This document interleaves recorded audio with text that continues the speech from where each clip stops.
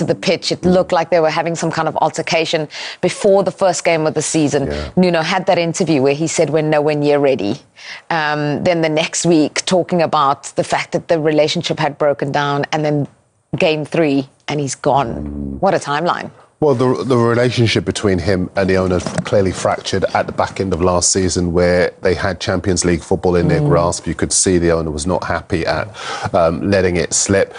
A lot of people have criticised him for it, but I don't have a problem with that. You own the club. You empower somebody to deliver something that would have been transformative for the club financially and in terms of their stature as a club that's won the European Cup before twice. And I think as far as Marinakis is concerned, he probably did see the big nights at the City ground in his dreams, and then suddenly it's gone. So I can understand why he would be emotional about that.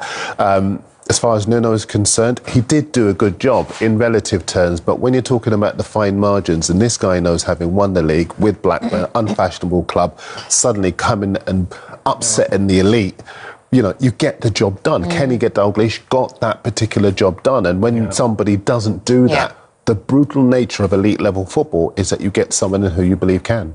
I'll probably surprise you, but I do agree with you. From a manager's point of view, normally a manager will stick up for him. You cannot go public. He knows Marinakis. He knows him better than most of us. Yeah, you cannot go in front of the cameras and talk about your boss like that. If you do that, there's a good chance you're going to lose your job, and that's exactly what's happened to him. And it was almost, and I hate to say it, as if he got what he wanted in the end. Edu's come in. It's up to the owner to decide the structure of the club. Edu's come in, whereas previously Nuno was dealing with Marinakis regarding signings. Edu's come in, he's put his nose out of joint, and he doesn't like it.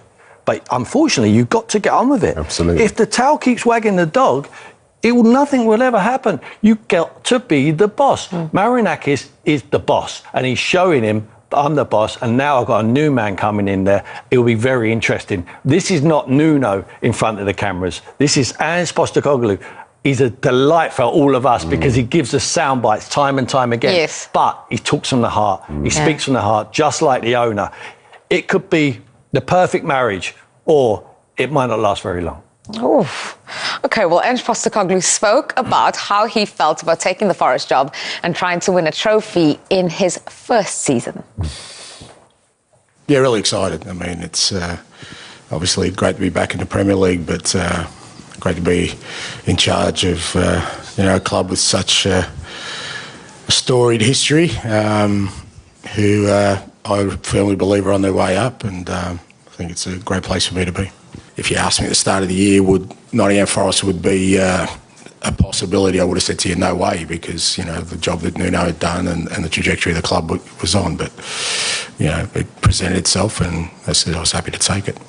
And, in terms of the style question, again, look, it's pretty familiar territory for me. It was similar when I took over at Spurs. They wanted to change kind of the way they played, but it's a little bit different this time, obviously, with me taking over, 3 games into the season, and it'll be a gradual process.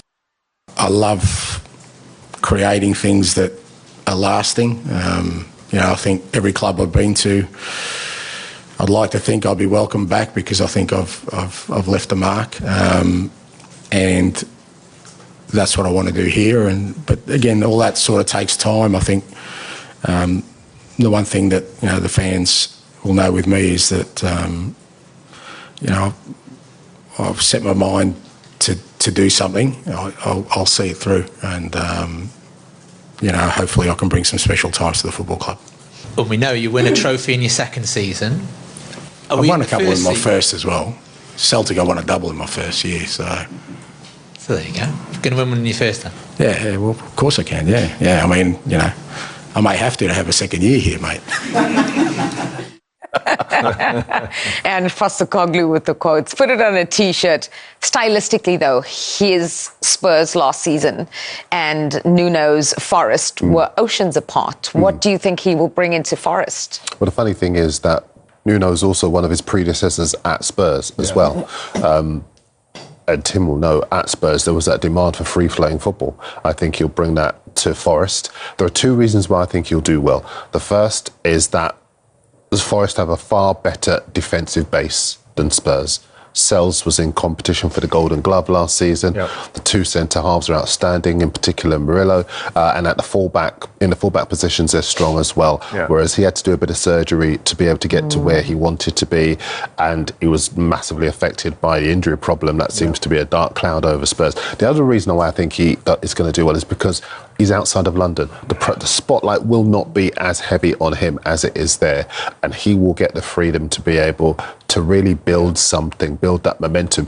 Forest under Nuno last season, no one really saw him coming, and then suddenly he was there in the business end of the season. Yeah. I think that's going to be the case. The one last thing I want to say about him is that in terms of the Premier League, I almost wonder if we're at that stage now where we need that kind of charisma that he brings. You've been alluding to it, you know, the fact that he loves it, it's the sound bites and all that. Yeah. This is a global reality TV show, and it needs characters. Yeah. And Nuno is a good tactician, but he's very dour. He doesn't have that charisma that you now need really to establish yourself and make an impact with elite level players as well. Best soap opera in the world. How does he change things though? Because Forest, as we know, played with very little of the ball last season. They were quite pragmatic. Does Ange do little by little, or does he change it all straight away?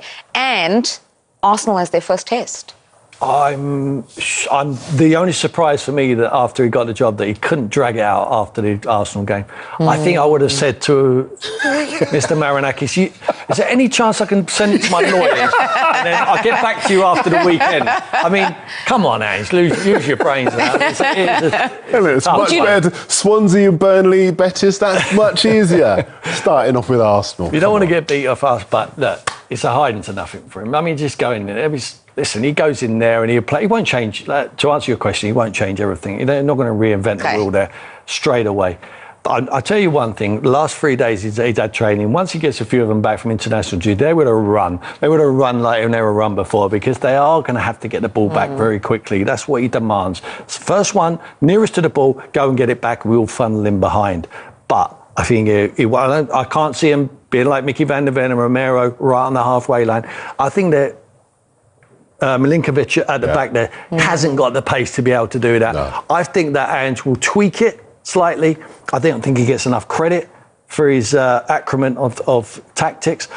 The guys know what he's doing, and I think it's good. A really encouraging appointment for Nottingham Forest. I really do. Yeah. I'm delighted to see him back. I thought he was harshly treated at Tottenham. To win a trophy and then lose your job. Yes, he lost 22 games. I know people are screaming at us in the Premier League, but he made a decision very early out, probably January time, that the squad of players what Tottenham had could not perform and be competitive on all levels. So he picked one competition, what he felt was the one to, and it was probably the best one to pick, because by winning it and getting the open top pass, you qualify for the Champions League. He's left them with a massive present, and there should be a statue of that man outside that football club alongside Daniel Levy. So Tim gives it a thumbs up and just says the only criticism is the timing, and he should have taken over on Sunday, maybe. Well, speaking of Spurs, after the break, we will talk about them because we're looking ahead to